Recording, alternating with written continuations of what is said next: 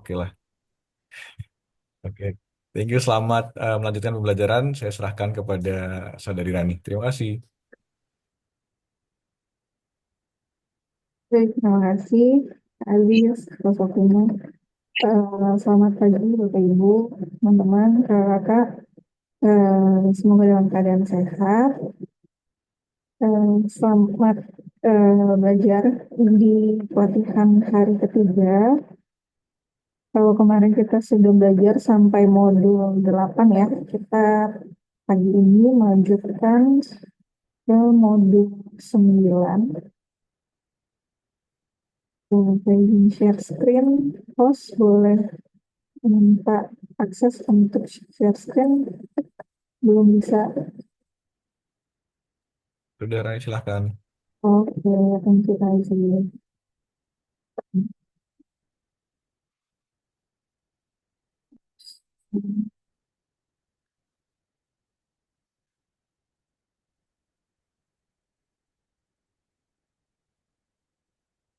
Oke, sudah terlihat ya. Sudah. Oke, um, sekali lagi selamat pagi Bapak Ibu. Shalom, Assalamualaikum warahmatullahi wabarakatuh. Kita akan melanjutkan ke modul 9, yaitu pekerjaan pertanian. Pertanyaannya ini dari 9.1 sampai 9.4.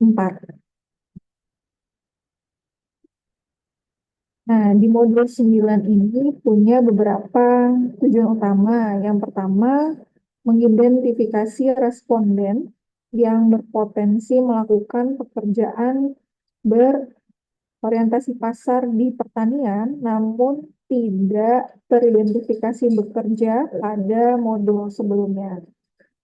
Di modul sebelumnya kan ditanya tentang pekerjaan ya. Namun di sini ingin mencatat pekerjaan yang berorientasi pasar, namun yang sebelumnya bisa ternyata tidak eh, tercatat gitu. Jadi tujuan utamanya itu. Kemudian jika teridentifikasi awal bekerja di pertanian, modul ini untuk menentukan apakah produksi tersebut dimaksudkan untuk dijual atau dikonsumsi oleh rumah tangga atau keluarga kerabat lain di rumah tangga lain. Kemudian, jika teridentifikasi awal tidak bekerja namun melakukan kegiatan pertanian dan perikanan, modul ini untuk mencakup bidang kegiatan atau pekerjaan yang dilakukan. Demikian beberapa tujuan dari modul 9, dan langsung saja kita masuk ke pertanyaan 9.1. Di 9.1 ini rinciannya lumayan banyak.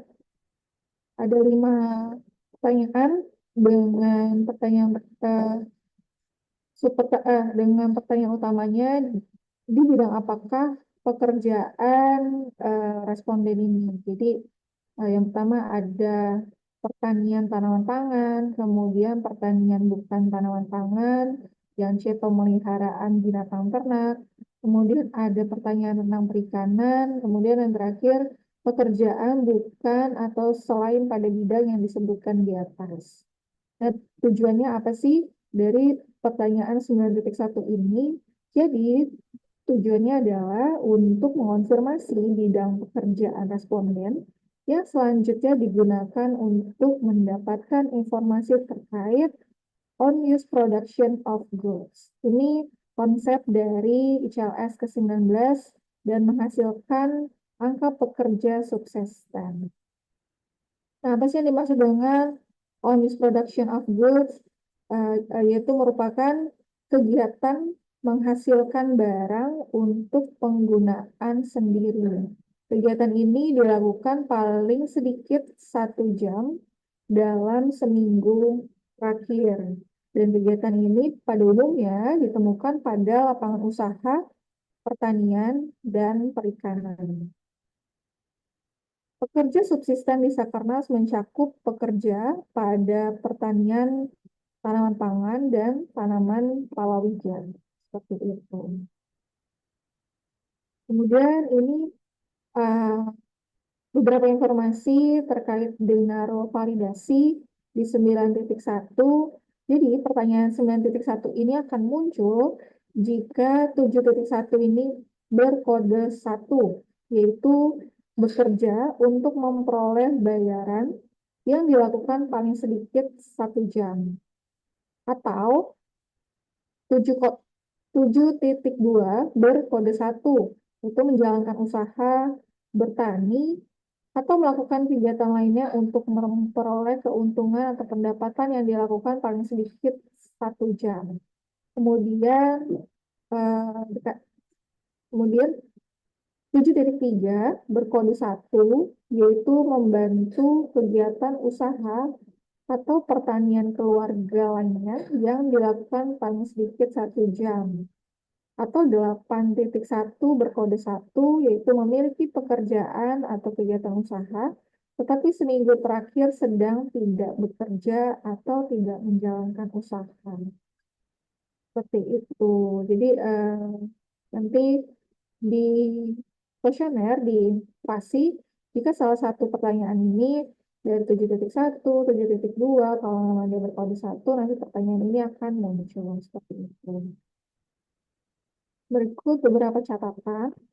Eh, yang pertama, pemilik usaha pertanian yang mengusahakan lebih dari satu komoditas pertanian dianggap sebagai satu pekerjaan. Jadi hanya memiliki satu pekerjaan saja meskipun dia bertani dengan banyak komoditas gitu ya. Contohnya, petani yang mengusahakan padi, peternakan, dan hortikultura, maka petani tersebut dianggap memiliki satu pekerjaan atau usaha. Nah, untuk menentukan isian pertanyaan 9.3 dan 9.4 dan KBLI, KBJI terkait usaha pertaniannya itu apa gitu ya, maka ditentukan dari komoditas yang menggunakan waktu terbanyak. Seperti itu. Jadi bisa di probing eh, yang paling banyak memakan waktu untuk mengusahakan usaha tersebut itu apa, seperti itu. Jika waktunya sama, maka yang dicatat usaha pertanian yang memiliki penghasilan terbanyak. Sedangkan untuk karakteristik lainnya merujuk pada usaha pertanian tersebut. Jadi setelah kalau yang pertama di probing waktu, tapi kalau responnya mungkin ya sama aja gitu ya, karena barengan, berarti bisa ditanyakan penghasilan yang terbanyak dari komoditas apa, seperti itu. Kemudian yang ketiga, terkait dengan pendapatan, maka ya, yang dicatat adalah semua pendapatan atau keuntungan dalam sebulan yang berasal dari seluruh komoditi pertanian. Kemudian terkait dengan jam kerja, maka yang dicatat adalah semua waktu yang dihabiskan untuk mengusahakan semua komoditas pertanian. Jadi kalau tadi ada banyak komoditas gitu ya, untuk terkait pendapatan dan jam kerja itu tetap dari semua komoditas. Kemudian ini beberapa eh, konsep definisi terkait pertanyaan 9.1. Kalau tadi pilihan-pilihan pertanyaannya itu yang pertama ada pertanian tanaman pangan. Jadi cakupan tanaman pangan di sini adalah padi dan palawija. Contoh tanaman palawija diantaranya jagung, kedelai, kacang tanah, kacang hijau, ubi kayu, ubi jalar, sorghum, gandum, talas, dan lain sebagainya. Kemudian pertanian bukan tanaman pangan, misalnya perkebunan, kehutanan, pertanian sayuran, buah-buahan, tanaman bunga, tanaman hias, dan lain-lain. Kemudian untuk pertanyaan berikutnya terkait pemeliharaan binatang ternak, yaitu binatang ternak yang dapat dikonsumsi. Misalnya pemeliharaan ternak sapi, domba, kambing, kerbau, babi, ayam, itik, dan lain-lain. Kemudian opsi berikutnya yaitu perikanan. Bisa perikanan air tawar, air laut, atau air payau yang dapat dikonsumsi baik perikanan tangkap maupun budidaya. Kemudian di eh, opsi yang terakhir itu pekerjaan bukan atau selain pada bidang yang disebutkan di atas. Ini misalnya guru, dokter, pekerja bangunan, dan lain sebagainya. Nah, ini ada beberapa contoh kasus ya Bapak Ibu. Mari kita simak bersama, mari kita baca bersama.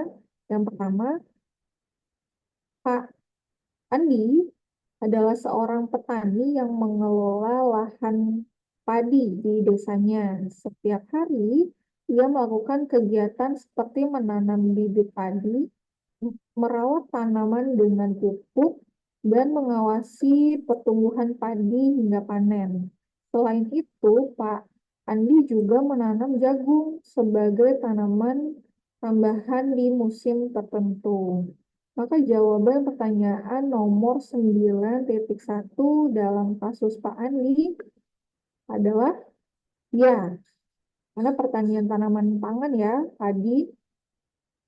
Kemudian eh, sedangkan jawaban pertanyaan 91B, 91C, 91D, dan 91E adalah tidak. Seperti itu. Kemudian contoh yang kedua, Nurtati adalah seorang petani sayuran sekaligus peternak kambing. Jadi dia petani sayuran dan peternak kambing. Gitu ya. Di lahan miliknya, ia menanam sayuran seperti selada dan kubis untuk dijual ke pasar. Selain itu, dia juga memelihara kambing yang diberi makan sisa sayuran yang tidak layak jual, sehingga dapat mengurangi biaya pakan dan meningkatkan keuntungan. Maka jawaban 91B, pertanian bukan tanaman pangan. Kemudian 91C, pemeliharaan binatang ternak. Ini berkode 1 atau ya, sedangkan yang lainnya tidak. Begitu ya Bapak Ibu ya, ini contoh kedua. Kemudian untuk contoh ketiga, mungkin ada yang bisa bantu saya untuk mencoba jawab. Sebelumnya saya bacakan dulu. Pak Soleh memiliki usaha pertanian padi yang sebagian besar untuk dijual dan menghabiskan waktu 30 jam per minggu. Selain itu, Pak Soleh juga memelihara 20 ekor ayam yang seluruhnya untuk dikonsumsi sendiri dan menghabiskan waktu 10 jam per minggu. Sampai sini ada yang bisa bantu saya jawab terkait pertanyaan 9.1. Dan contoh ketiga, tadi yang mau coba bantu jawab.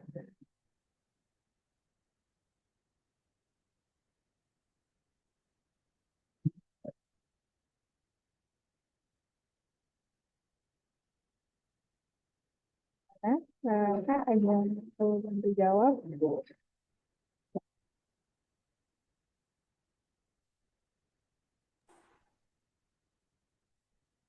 Malu-malu ya? Atau saya pilih ya? Minta tolong bantu jawab ya. Apa kita belajar bareng? Jadi nanti kita coding bersama. Siapa ya?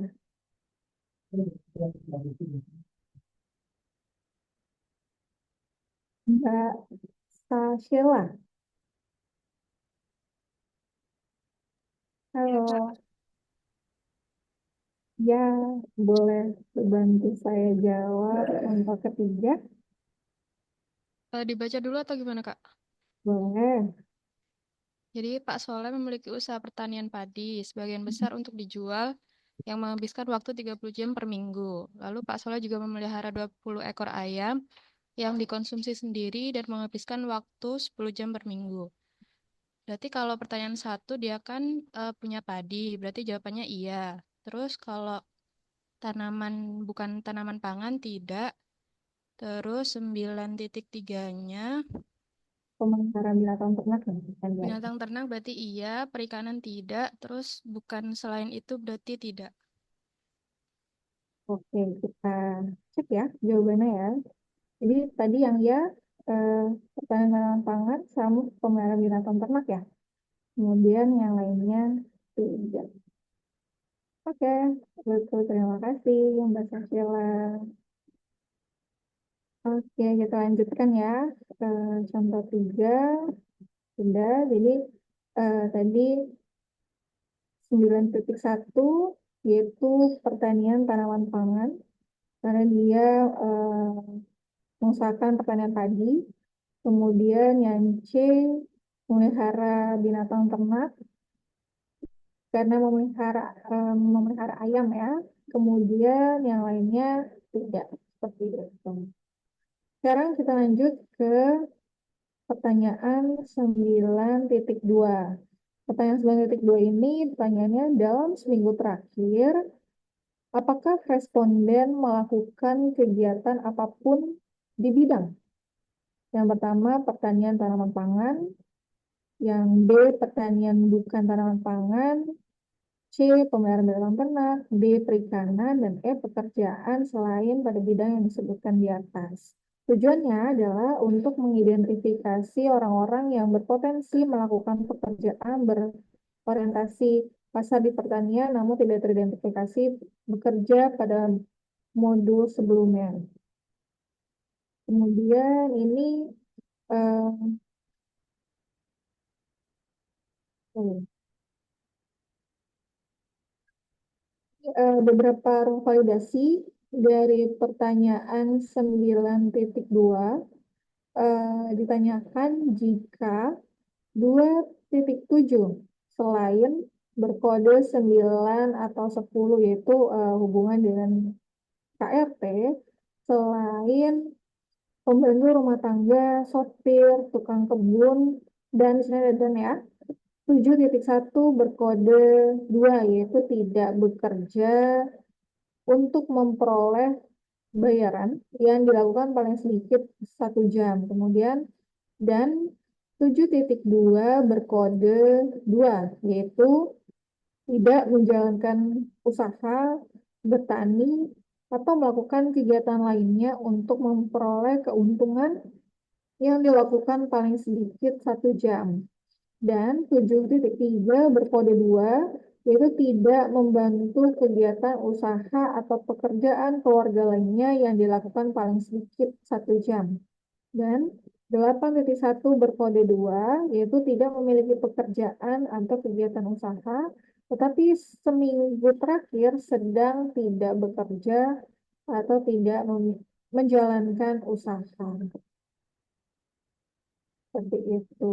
Kemudian ini 9.2, kemudian pertanyaan 9.3.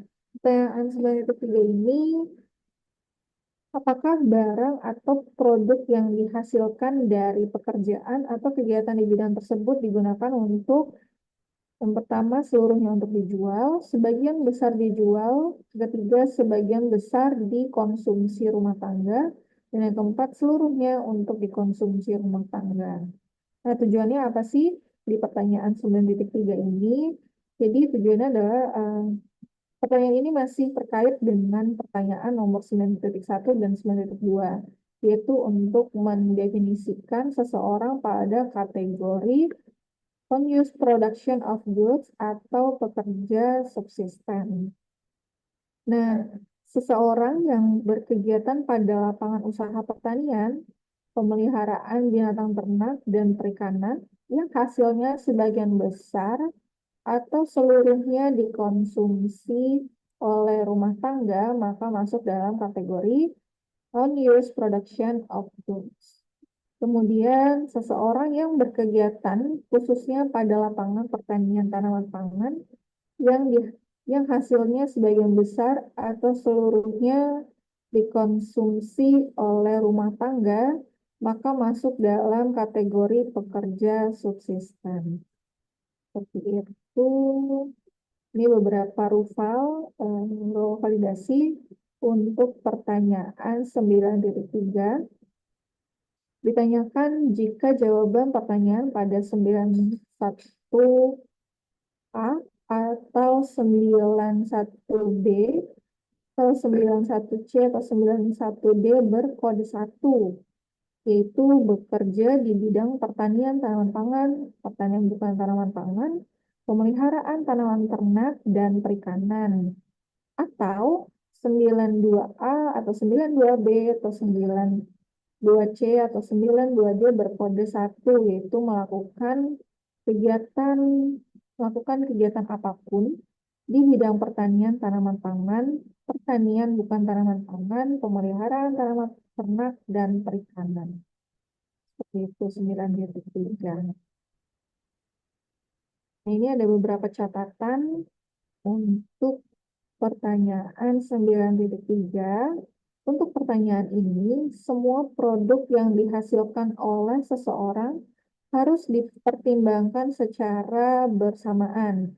Misalnya, jika seseorang bekerja untuk memelihara ayam dan babi, maka mereka harus melaporkan apakah ayam dan babi tersebut secara keseluruhan digunakan untuk konsumsi sendiri atau dijual. Pemanfaatan produk yang dihasilkan dari pekerjaan atau kegiatan tidak hanya mengacu pada keadaan seminggu terakhir, namun mengacu pada keadaan biasanya dalam pemanfaatan produk yang dihasilkan. Kemudian isian pertanyaan 9.3 ditentukan dari komoditas yang menggunakan waktu terbanyak. Jika waktunya sama, maka yang dicatat usaha pertanian yang memiliki penghasilan terbanyak. Sedangkan untuk karakteristik lainnya merujuk pada usaha pertanian tersebut. Seperti itu.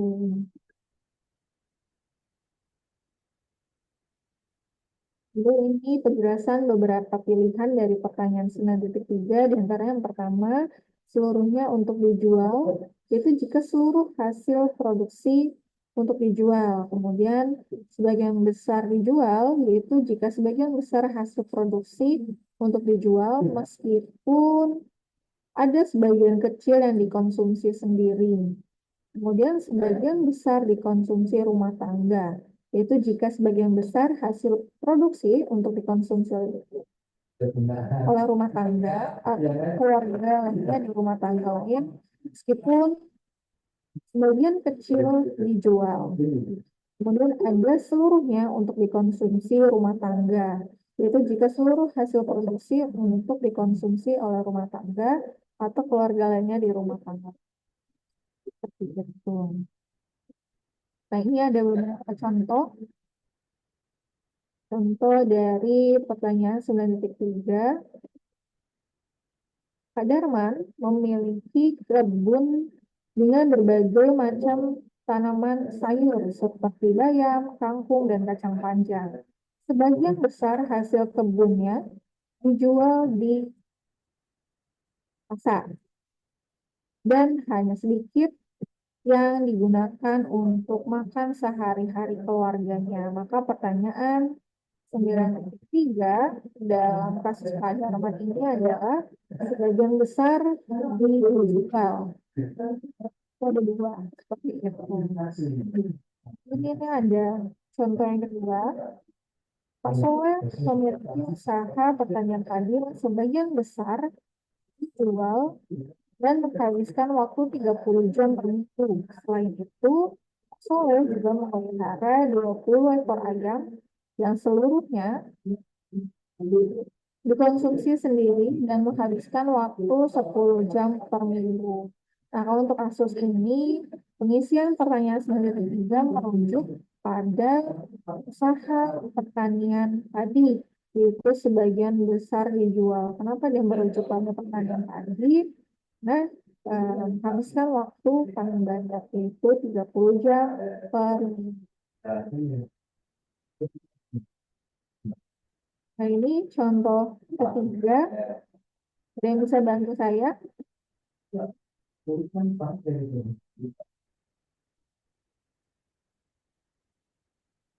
Saya juga mau coba jawab.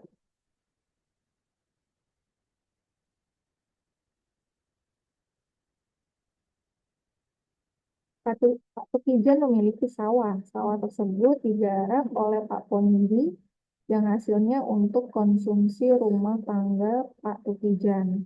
Sedangkan Pak Ponidi mendapatkan bayaran untuk menggarap sawah Pak Tukijan. Oke, di sini udah langsung kelihatan ya, Kak. Maka jawaban pertanyaan nomor 9.3 dalam kasus Pak Ponidi adalah seluruhnya untuk dijual.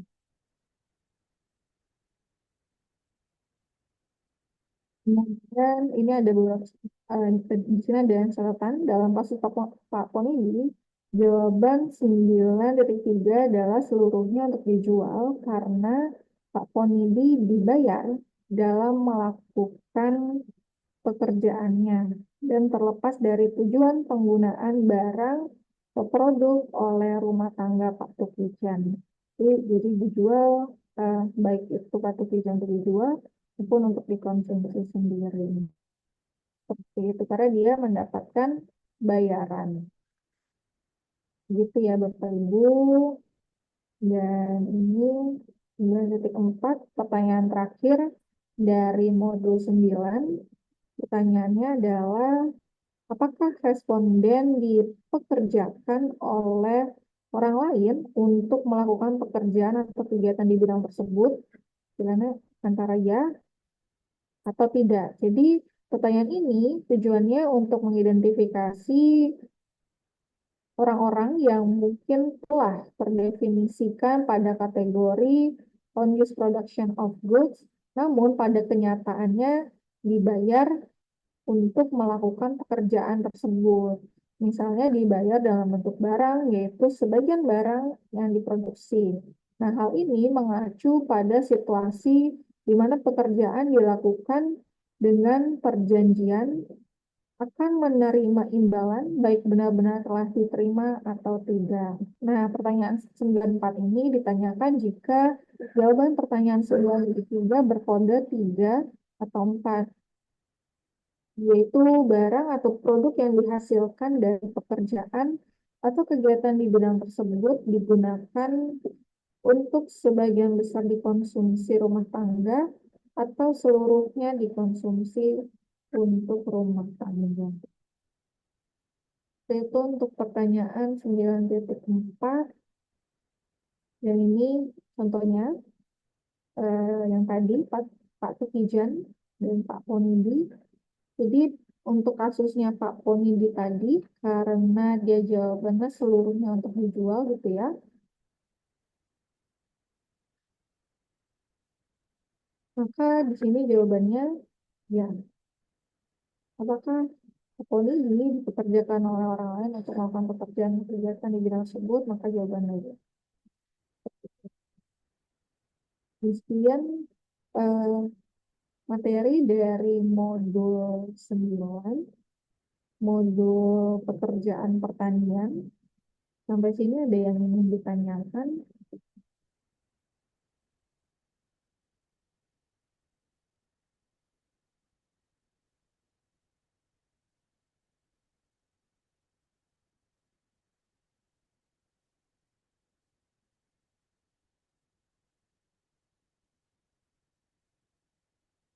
Bapak Ibu, apa ada yang ingin ditanyakan?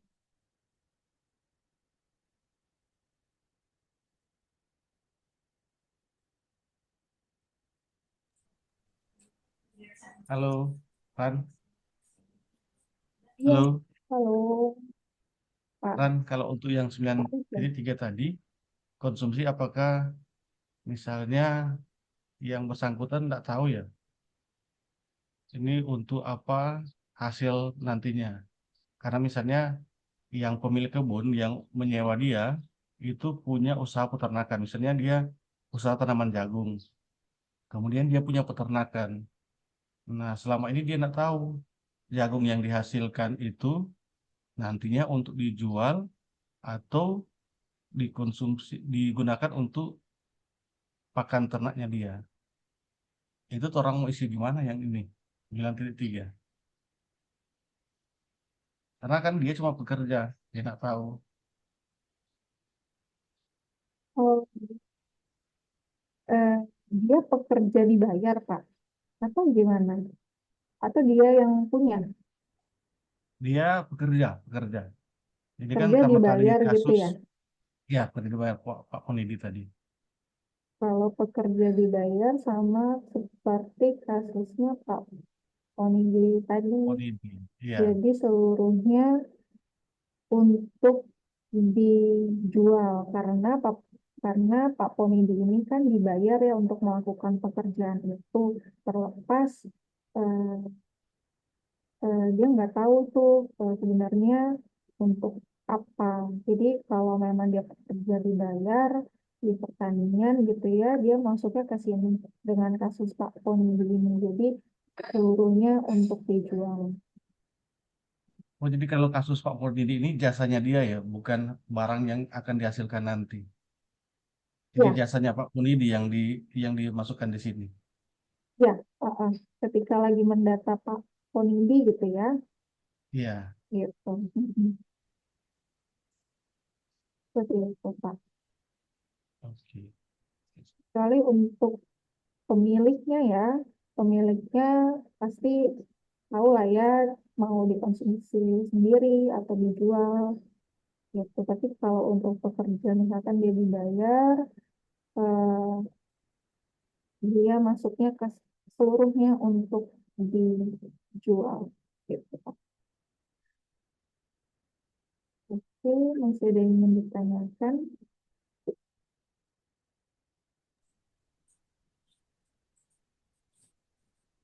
Oh iya, Kak mau konfirmasi sedikit yang untuk pertanyaan 9.2.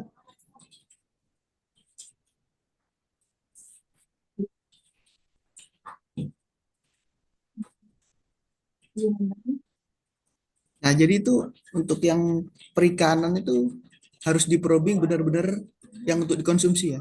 Jadi jika misal dia punya kolam, tapi kolam ikan koi gitu, itu kan untuk ikan hias ya. Jadi itu tidak masuk ya di 9.1 dan 9.2 itu. Coba kita lihat tadi ya. Yang perikanan di sini konsepnya adalah perikanan air tawar, air laut, atau air payau yang dapat dikonsumsi baik perikanan tangkap ataupun budidaya. Kalau ikan hias itu ya, itu masuk nggak ya? Iya. Eh, ikan hias, mungkin nanti saya konfirmasi lagi ya, Dedik ya. Tapi Iya. kalau eh, menurut saya itu termasuk termasuk bukan dikonsumsi sendiri sih gitu. Iya, karena kan dijual kan itu pasti nanti. Mm-mm. Dijual, itu dijual jadi bukan dikonsumsi sendiri gitu sih. Ya, baik, terima kasih ya. Jadi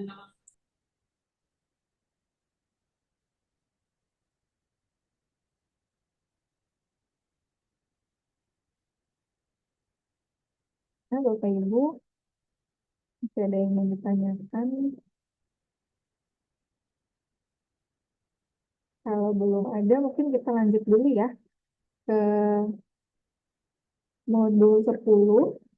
Kalau tadi modul 9 itu berbicara tentang pekerjaan pertanian, di modul 10 kita akan membahas tentang pekerjaan utama dan karakteristiknya. Jadi modul 10 ini ditujukan untuk responden yang telah diidentifikasi sebagai bekerja berdasarkan pertanyaan sebelumnya.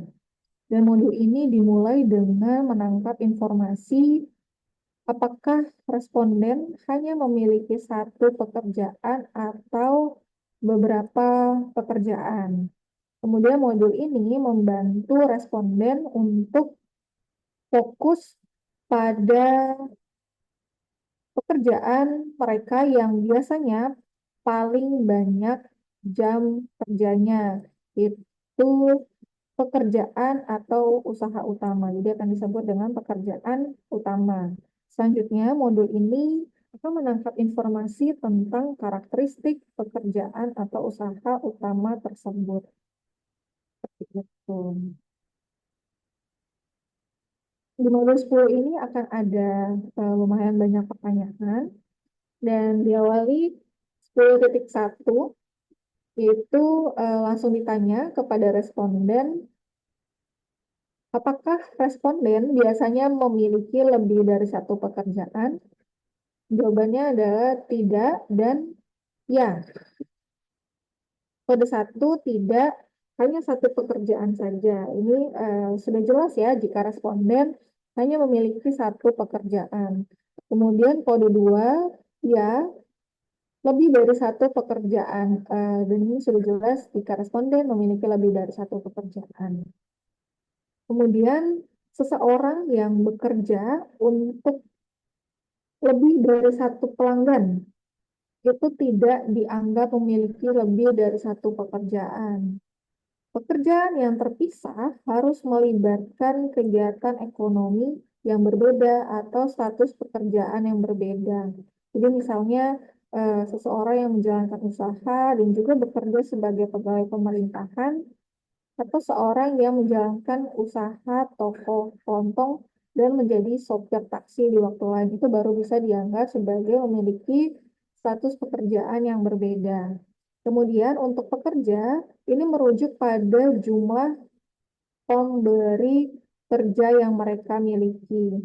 Misalnya seorang karyawan dari sebuah agensi memiliki satu pekerjaan terlepas dari berapa banyak pelanggan yang mungkin mereka layani melalui agensi tersebut.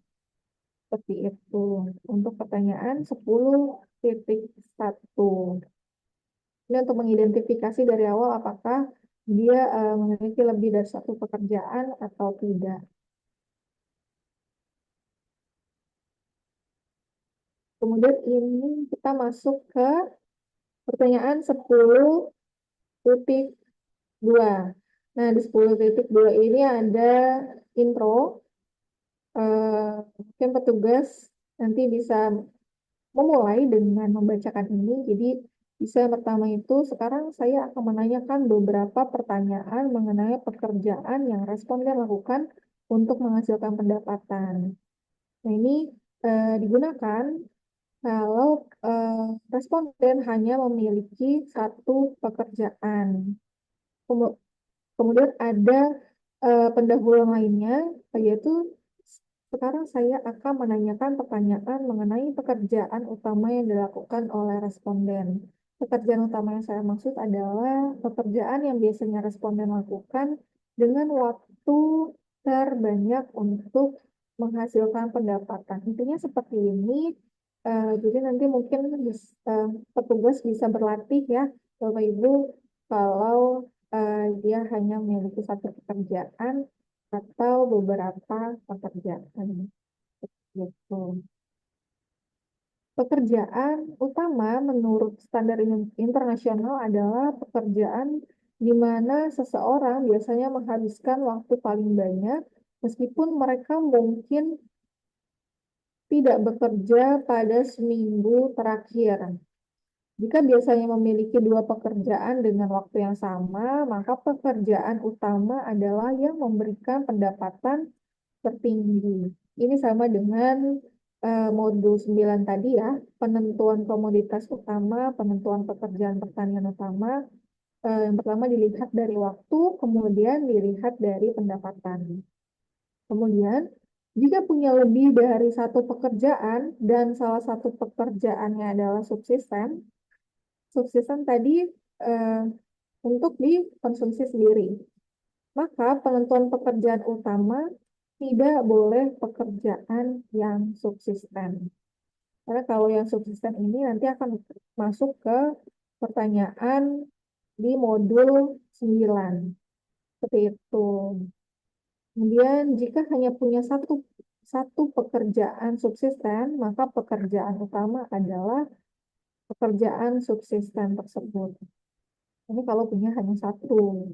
Kemudian perhatian harus diberikan untuk memastikan bahwa responden melaporkan pekerjaan utama mereka, bahkan jika mereka tidak bekerja pada seminggu terakhir. Jadi mungkin pada seminggu terakhir sedang istirahat gitu ya di rumah, bukan berarti dia tidak bekerja atau tidak punya pekerjaan gitu. Tetap ditanya lagi eh, biasanya mendapat penghasilan dari mana. Gitu. Contohnya, Pak Rudi bekerja sebagai PNS di Kota Bogor. Selain itu, Pak Rudi juga bekerja sebagai pengusaha rental mobil yang dikelola bersama anggota keluarganya. Biasanya, waktu terbanyak untuk bekerja dihabiskan sebagai PNS, sedangkan waktu untuk mengurus usaha rental mobil hanya dilakukan ketika akhir pekan saja. Walaupun seminggu terakhir Pak Rudi sedang cuti dari pekerjaannya sebagai PNS dan masih mengurus usaha rental mobil lainnya, maka pekerjaan utama Pak Rudi tetap PNS. Ini dari contohnya di sini sudah jelas ya, Bapak Ibu. Meskipun Pak Rudi sedang cuti, namun dilihat dari waktu terbanyaknya, pekerjaan utamanya tetap sebagai PNS. Selanjutnya, pertanyaan 10.2. Apakah yang dikerjakan responden di tempat kerja pada pekerjaan utama, baik itu mencangkul dan mencabut rumput, mengemudi ojek motor, dan lain sebagainya? Pertanyaan ini ditujukan untuk mengidentifikasi lapangan dan jenis pekerjaan. Eh, Lapangan pekerjaan ialah bidang kegiatan dari pekerjaan tempat seorang bekerja atau yang dihasilkan oleh perusahaan di tempat responden bekerja. Kemudian jenis pekerjaan adalah macam pekerjaan yang dilakukan oleh seseorang atau ditugaskan kepada seseorang atau apa yang dilakukan di tempat bekerjanya. Nah, pengisian ini harus lengkap-lengkapnya, umumnya dari nama jabatan, atau apa yang dikerjakan dan penulisan jawaban diharapkan dapat menghindari istilah-istilah daerah seperti bawon, matun, dan sebagainya. Kemudian kalau tadi mempertanyakan apa yang dikerjakan, di, di 10.3 ini ditanyakan apa komoditas utama yang diproduksi atau dihasilkan atau dijual atau dilayani dari kegiatan usaha di tempat responden bekerja. Contohnya eh, bisa padi, meja, atau kursi, dan lain-lain. Jadi pertanyaan ini tujuannya untuk mengetahui output yang dihasilkan dari tempat kerja ini. Nah, di 10.3 ini berguna bagi PML untuk mengidentifikasi lapangan pekerjaan responden sehingga harus diisi sejelas mungkin. Gitu ya. Jadi nanti minta petugas untuk mengisi sejelas-jelasnya komoditas utama dari tempat pekerjaan si responden tersebut. Itu kemudian 10.4 ini berbicara tentang bergerak di bidang apakah perusahaan tempat responden bekerja, misalnya pertanian padi di sawah milik sendiri, atau misalkan penyediaan makanan minuman, atau misalkan penjualan apa gitu ya. Nah, sini ada beberapa hal yang harus diperhatikan dalam mengisi jawaban pertanyaan ini. Yang pertama, hindari hanya menulis nama perusahaan. Pengecualian dapat dilakukan pada nama yang sudah mencakup kegiatan yang dilakukan. Contohnya rumah makan mendang-mending. Itu kan sudah jelas ya bahwa dia merupakan penyediaan rumah makan. Kemudian ada hotel Sisbel, PT Konstruksi Arah Mandiri, dan lain-lain. Kemudian hal kedua yang harus diperhatikan adalah bidang berupa perdagangan eceran ditulis juga dengan lokasi penjualan. Contohnya toko, kaki lima, los pasar, pedagang keliling, toko online, dan lain-lain ditulis juga dengan lokasi penjualannya. Kemudian hal-hal yang harus diperhatikan yang ketiga adalah pada bidang pendidikan formal, jangan hanya ditulis jenjangnya saja, tetapi juga status apakah pendidikan itu negeri atau swasta. Contohnya, SD negeri Cibubur 01 pagi, SMP swasta. Jadi harus ada penulisan baik negeri atau swasta seperti itu supaya bisa jelas menentukan bergerak di bidang apa gitu ya.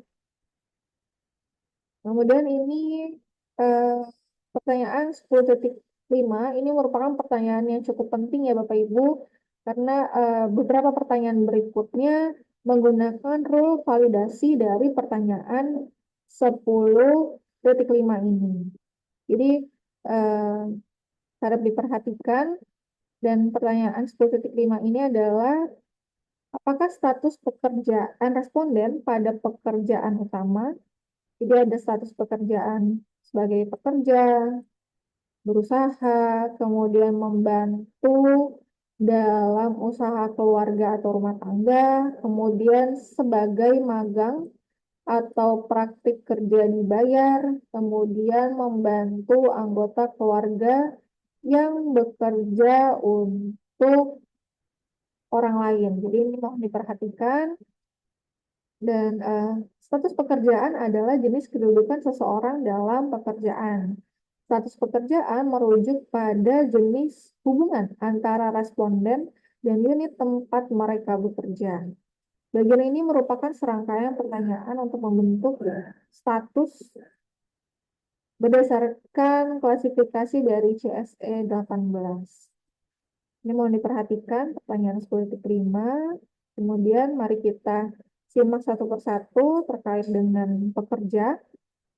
Pilihan yang pertama ini ya, dari 10.5, pekerja ini, responden memiliki pekerjaan dengan kontrak tertulis ataupun lisan yang memberikan pembayaran. Pembayaran yang didapatkan tanpa mempertimbangkan seberapa besar pendapatan atau keuntungan yang dihasilkan oleh tempat kerja. Istilah pekerja mencakup buruh, karyawan, atau pegawai kontrak maupun tetap, pekerja bebas di pertanian maupun non-pertanian, baik dalam situasi pekerjaan formal ataupun informal. Itu termasuk dalam kode 1. Nah, ini beberapa pengertian. Kalau buruh kontrak itu seseorang dipekerjakan untuk jangka waktu tertentu berdasarkan perjanjian yang telah disepakati dan kontrak ini bisa berkisar dari beberapa bulan hingga beberapa tahun tergantung dari kebutuhan si unit usaha tempat responden bekerja. Kemudian kalau pegawai tetap ini seseorang dipekerjakan untuk jangka waktu yang tidak terbatas. Mungkin ini jelas ya Bapak Ibu perbedaan pegawai kontrak dengan pegawai tetap. Kemudian terkait dengan yang termasuk dalam kode 1 lagi, yaitu ada pekerja bebas pertanian, yaitu seseorang yang bekerja pada orang lain yang tidak tetap. itu pekerja bebas pertanian. Tentunya di usaha pertanian, baik yang berupa usaha rumah tangga maupun bukan usaha rumah tangga atas dasar balas jasa dengan menerima upah atau imbalan baik berupa uang maupun barang, baik dengan sistem pembayaran harian maupun borongan. Nah, usaha pertanian itu meliputi tanaman pangan, perkebunan, kehutanan, dan sebagainya. Nah, ini beberapa contoh pekerja bebas pertanian. Di sini ada buruh panen padi, buruh cangkul sawah, buruh penyadap karet, buruh panen udang, dan lain sebagainya. Eh, Mereka ini adalah buruh-buruh yang eh, misalkan hanya dipanggil gitu ya, dia tidak punya kontrak tetap.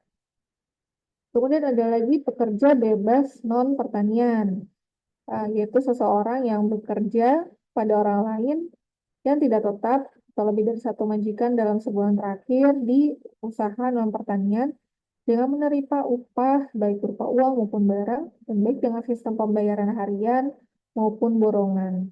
Nah, usaha non pertanian di sini adalah usaha di seluruh sektor selain sektor pertanian. Contohnya kalau di non pertanian ini kuli-kuli di pasar, kuli angkat barang di stasiun gitu ya misalnya, atau tempat-tempat lainnya yang tidak mempunyai majikan tetap. Kemudian ada tukang cuci keliling, kuli atau kenek bangunan, dan eh, tukang parkir bebas, dan lain sebagainya. Itu kan dia punya eh, pekerjaan yang sebenarnya tidak tetap. Seperti itu. Kemudian kalau tadi kode satu adalah pekerja, kode dua yaitu berusaha. Nah, berusaha itu eh, mungkin sudah cukup jelas ya. Jadi kalau berusaha responden bekerja atas nama sendiri atau dengan mitra. Nah, status berusaha ini menanggung risiko secara ekonomi, di antaranya dengan tidak kembalinya ongkos produksi yang telah dikeluarkan dalam rangka usaha tersebut. Nah, eh, apa aja sih yang dimaksud, yang termasuk dalam berusaha? Jadi yang pertama itu ada berusaha sendiri, yaitu mereka dalam jalankan usaha tidak mempekerjakan buruh atau pegawai atau pekerja bebas, baik yang dibayar maupun tidak dibayar. Sebenarnya kalau berusaha sendiri, dia adalah sopir lepas dengan sistem setoran, kemudian tukang beca. Tukang beca itu kan tidak mempekerjakan ya, tukang kayu, tukang batu, tukang listrik, tukang pijat, dan tukang-tukang yang lainnya ya, Bapak Ibu. Kemudian eh, yang termasuk dari berusaha lagi adalah berusaha dibantu buruh tetap tidak tetap, pekerja keluarga, atau tidak dibayar, merupakan bekerja atau berusaha atas risiko sendiri dengan mempekerjakan buruh tidak tetap atau pekerja tidak dibayar. Buruh tidak tetap adalah mereka yang bekerja pada orang lain atau perusahaan dan hanya menerima upah berdasarkan banyaknya waktu kerja atau volume pekerjaan yang dikerjakan. Sedangkan pekerja keluarga atau tidak dibayar merujuk pada konsep definisi pada penjelasan status pekerjaan kode 3 yaitu membantu usaha keluarga atau rumah tangga. Kemudian contoh berusaha dibantu buruh tidak tetap atau pekerja keluarga atau tidak dibayar. Contoh yang pertama, pengusaha warung atau toko yang dibantu oleh anggota rumah tangga atau pekerja tidak dibayar dan atau dibantu pegawai tidak tetap yang diberi upah berdasarkan hari masuk kerja itu masuk kepada berusaha dibantu buruh tidak tetap. Kemudian contoh yang kedua, pedagang keliling yang dibantu pekerja tidak dibayar atau orang lain yang diberi upah pada saat membantu saja. Jadi itu tetap berusaha karena dia pedagang keliling dan dia dibantu oleh pekerja tidak dibayar. Kemudian yang ketiga, petani yang mengusahakan lahan pertaniannya dibantu pekerja tidak dibayar walaupun pada waktu panen padi tersebut memberikan hasil bagi panen. Nah, tapi pemanen tidak dianggap sebagai buruh tetap. Jadi kalau kayak gitu hanya sekali dipanggil gitu ya, eh, maka maksudnya adalah berusaha dibantu buruh tidak tetap.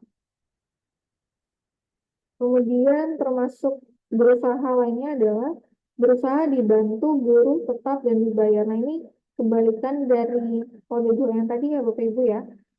Yaitu berusaha atas risiko sendiri dan mempekerjakan paling sedikit satu orang pegawai tetap dan dibayar. Contohnya nih, yang pertama pemilik pemilik toko dia berusaha kan yang mempekerjakan satu atau lebih buruh tetap dan dibayar.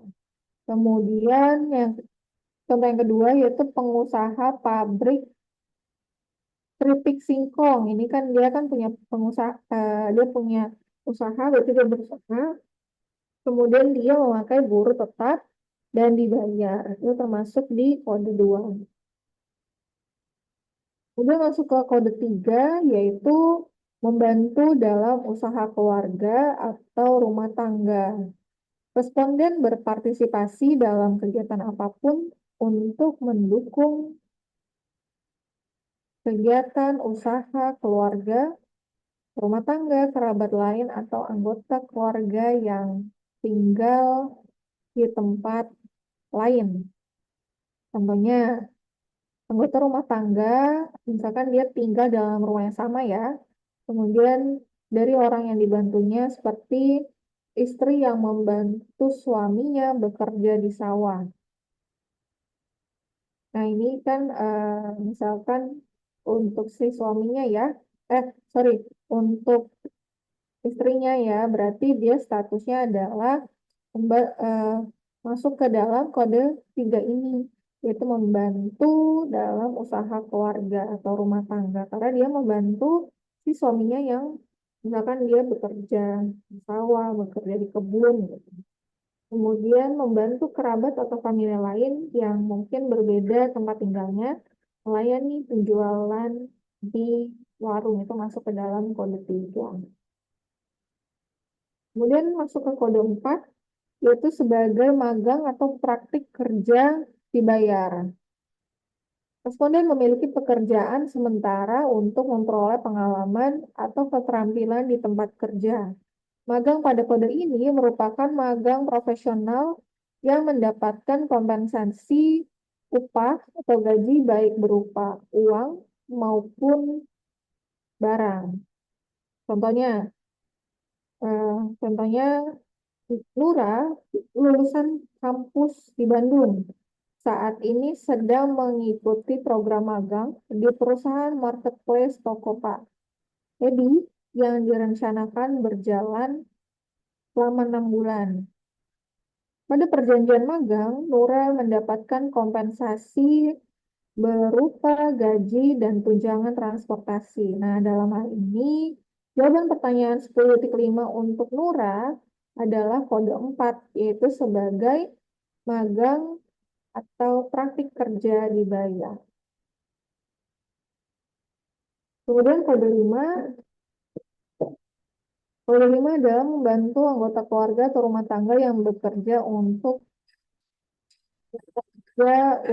orang lain. Nah, responden membantu dengan tugas atau tanggung jawab pekerjaan seorang anggota rumah tangga atau anggota keluarga yang tinggal di tempat lain. Contohnya seorang anak yang membantu ibunya memeriksa ujian sebagai bagian dari pekerjaannya sebagai guru. Ini contohnya. Itu untuk pertanyaan 10.5 sampai saat ini ada yang ingin ditanyakan Bapak Ibu sebelum lanjut ke pertanyaan 10.6. Ingin bertanya nggak? Ya, siapa ini?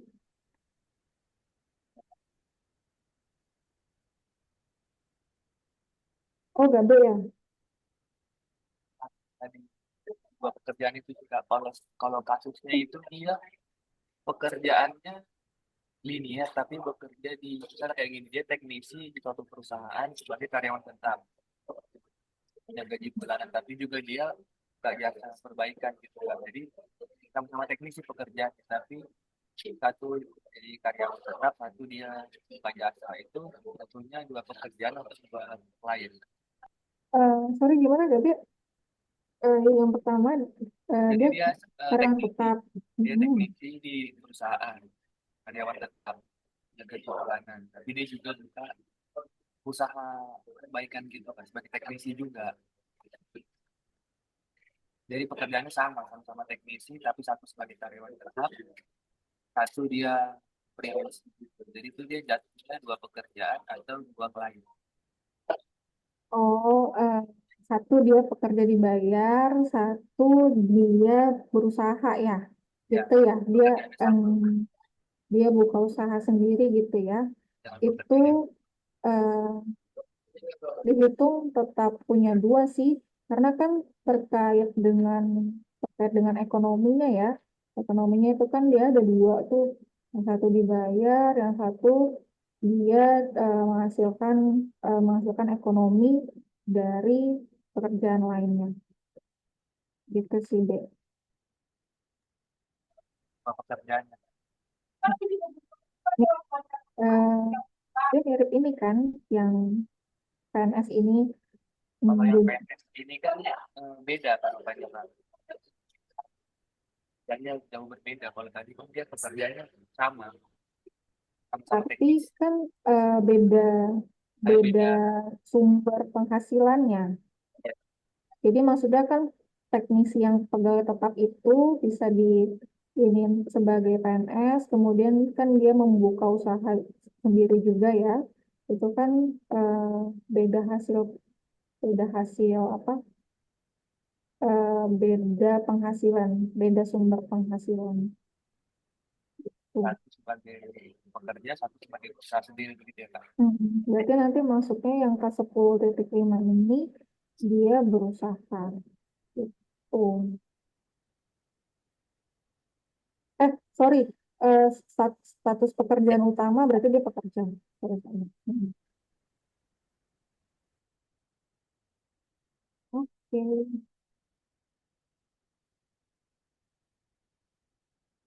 ada lagi Bapak Ibu?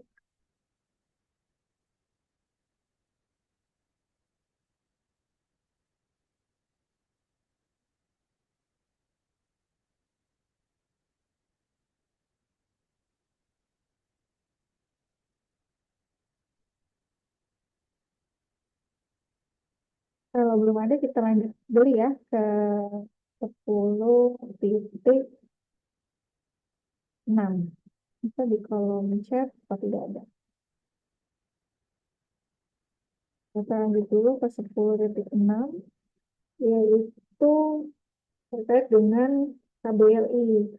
Nah, kode kode KBLI ini diisi oleh PML ya, seperti survei-survei biasanya. Kode KBLI diisikan oleh PML dengan menggunakan KBLI 2020. Nah, ini beberapa contoh pengisian kode KBLI. Misalkan untuk kasus yang pertama, yang dikerjakan adalah menanam tembakau. Yang diproduksi adalah tembakau basah dan bergerak di bidang pertanian tembakau. Maka kode KBL-nya adalah 01150. Kemudian status yang kedua, misalkan dia menghantarkan penumpang dan mengantarkan barang. Jadi kemudian yang diproduksi adalah berarti kan jasa ya, karena dia mengantarkan penumpang, dia menjual jasa yaitu jasa ojek online. Kemudian bergerak di bidang apa? Dia bergerak di bidang angkutan ojek online. Maka kode KBLI-nya adalah 49424 dan begitu seterusnya, nanti bisa dibaca sendiri ya Bapak Ibu ya. Kemudian kalau tadi 10.6 KBLI, 10.7-nya adalah KBJI. KBJI ini masih diisi oleh PML juga dengan menggunakan KBJI 2014 hingga 4 digit. Dan penentuan kode KBJI ini berdasarkan informasi dari jawaban pertanyaan 10.2 dan 10.5. Ini beberapa contoh kasusnya. Yang pertama, misalkan yang dikerjakan adalah dia membajak sawah dan menebar benih padi. Kemudian status pekerjaannya dia berusaha gitu ya. Jadi kode KBJI-nya adalah 6111, yaitu pekerja pertanian tanaman pangan dan tanaman semusim, misalkan gitu. Kemudian dia membajak sawah dan menebar benih padi, tapi dia status pekerjaannya sebagai pekerja. Misalkan dia dibayar gitu ya. Jadinya KBJI-nya adalah masuk ke 9211, yaitu buruh pertanian. Kemudian ada lagi contoh mengoperasikan mesin pengolah kayu dan status pekerjaannya adalah pekerja, jadi dia masuknya ke 8172 operator mesin pengolahan kayu. Kemudian kalau dia menjahit pakaian dan dia berusaha gitu ya, misalkan eh, dia punya alat jahit gitu ya, dia konveksi sendiri, dia masuknya adalah ke 7533, yaitu tukang jahit, penyelam, dan sebagainya. Itu tentang 10.7. Kemudian ini contoh kasus 10.7. Jadi Iwan, Yusuf, Basuki, Budi, dan Widi bekerja pada perusahaan industri sepatu olahraga milik Pak Ahmad. Si Iwan mengawasi tukang-tukang yang membuat sepatu. Yusuf sebagai juru ketik, Basuki sebagai sopir, dan Budi pembuat sepatu, dan Widi sebagai buruh pengemasan. Dalam pekerjaan sehari-hari, Pak Ahmad dibantu oleh anaknya Wati sebagai bendahara tanpa dibayar. Jadi Pak Ahmad ini adalah manajer umum di perusahaan tersebut. Nah, pengisian KBLI KBJ ini gimana sih? Jadi untuk Pak Ahmad dan yang lainnya, lapangan usahanya itu tetap sama, yaitu di industri sepatu olahraga, karena di perusahaan yang sama itu ya, sehingga KBLI-nya masuknya ke 15202. Sedangkan untuk jenis pekerjaannya ini masing-masing. Yang pertama misalkan dia Pak Ahmad ya, dia termasuk manajer umum, jadi jenis pekerjaannya di sini manajer manufaktur industri sepatu olahraga dengan status pekerjaannya berusaha, jadi dia masuk KBJI 1321. Kemudian kalau Wati, anaknya yang sebagai bendahara, di jenis pekerjaannya masuknya ke juru tata usaha akuntansi dan pembukuan di industri sepatu olahraga dengan status pekerjaan membantu dalam usaha keluarga atau rumah tangga. Jadi dia masuknya KBJ-nya 4311. Kemudian kalau Iwan, dia kan pengawas tadi ya, mengawasi tukang-tukang yang membuat sepatu, jadi dia termasuk pengawas dan status pekerjaannya sebagai pekerja karena dibayar, jadi dia masuknya ke 3122. Kemudian kalau Yusuf yang sebagai juru ketik dan status pekerjaannya sebagai pekerja 4131. Kemudian kalau sopir dia masuk ke 8322. Kemudian ada pembuat sepatu di industri sepatu olahraga dia masuk ke 7536. Kemudian kalau Widi dia yang buruh pengemasan dia masuknya ke 9321. Ini contoh kasus, nanti bisa dibaca sendiri ya Bapak Ibu. Kemudian kita masuk ke 10.8. Siapa yang biasanya membuat keputusan? Yang biasanya membuat keputusan tentang pengelolaan usaha keluarga atau rumah tangga. Pilihannya di sini ada diri sendiri, kemudian diri sendiri bersama keluarga, atau orang lain, kemudian ada juga anggota keluarga lain saja, dan yang keempat ada orang lain. Kemudian pertanyaan ini bertujuan untuk menilai partisipasi dalam pengambilan keputusan dalam usaha keluarga atau rumah tangga. Kemudian tujuan yang kedua adalah membedakan antara pekerja keluarga dan rekan kerja dalam usaha keluarga. Kemudian tujuan yang ketiga, ini bagian dari rangkaian pertanyaan untuk pengkodaan terperinci menurut ICSE. Seperti itu sekilas tentang 10.8. Nah, ini beberapa penjelasannya. Pertanyaan ini ditanyakan kepada responden yang bekerja membantu usaha rumah tangga atau usaha keluarga. Jadi kalau pertanyaan 10.5 berkode 3, pertanyaan ini akan muncul. Tapi kalau bukan berkode 3, pertanyaan ini tidak muncul. Kemudian merujuk pada pengambilan keputusan yang biasa diambil tentang pengelolaan usaha seperti jenis barang dan jasa yang ditawarkan, perekrutan karyawan, dan lain-lain. Nah, ini penawaran, perekrutan itu termasuk keputusan-keputusan yang bisa dibilang penting ya, Bapak Ibu. Kemudian ini pilihan-pilihannya, keputusan dari diri sendiri jika keputusan terkait pengelolaan usaha keluarga hanya dilakukan oleh responden sendiri.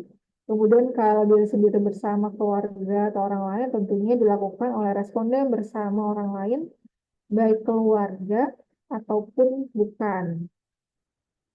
Kemudian anggota keluarga lain saja jika keputusan dilakukan oleh anggota keluarga lain saja, kemudian orang lain tentunya ini dilakukan oleh orang lain yang bukan keluarga atau kerabat. Seperti itu. Kemudian selanjutnya ke 10.9, siapa yang biasanya memutuskan bagaimana pendapatan yang diperoleh dari usaha ini akan digunakan, jadi pemanfaatan dari hasil dari usaha itu misalnya gitu ya. Jadi pilihannya masih sama dengan 10.8. Tujuannya untuk menilai partisipasi dalam pengambilan keputusan dalam usaha keluarga atau rumah tangga. Dan pertanyaan ini tidak digunakan untuk menetapkan status pekerjaan dalam ICSE 18, namun digunakan sebagai informasi tambahan tentang peran pengambilan keputusan. Seperti itu.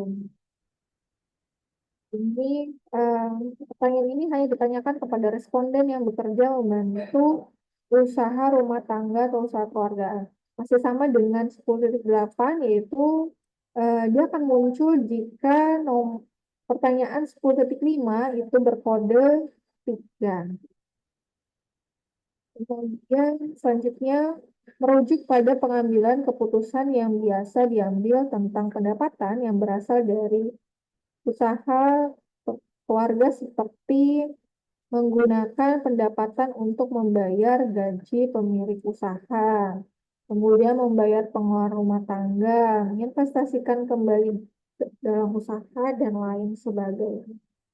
Nah, ini masih sama dengan 10.8 ya Bapak Ibu, diri sendiri jika dilakukan responden sendiri, diri sendiri bersama orang lain, kemudian anggota keluarga lain saja, yang keempat ada orang lain. Seperti itu. Kemudian 10.10, kita masuk ke 10.10. Apakah responden mempekerjakan buruh, karyawan, atau pegawai yang dibayar secara rutin?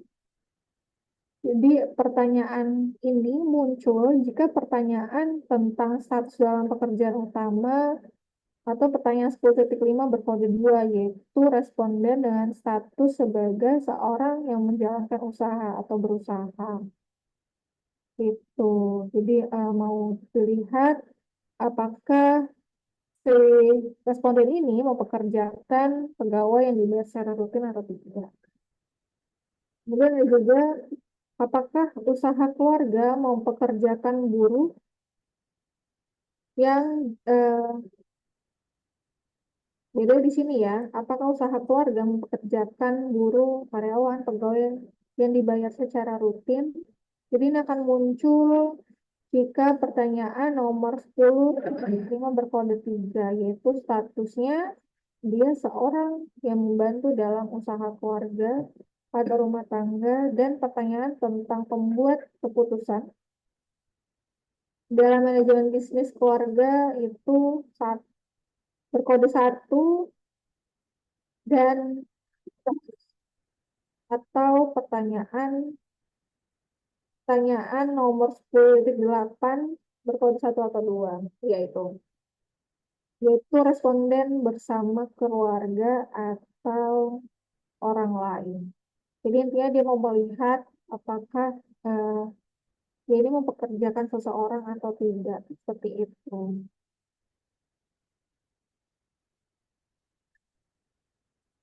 Dan pertanyaan ini untuk memastikan apakah responden yang berusaha atau usaha keluarga yang dibantu mempunyai buruh atau pegawai yang dibayar secara rutin atau tidak.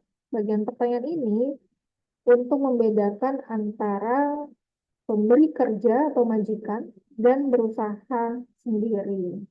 Kemudian pertanyaan ini mengacu pada kode referensi waktu yang ditetapkan, yaitu seminggu terakhir. Dan usaha yang dimaksud dianggap sebagai pekerjaan utama responden. Kemudian di sini beberapa penjelasan eh, pekerjaan,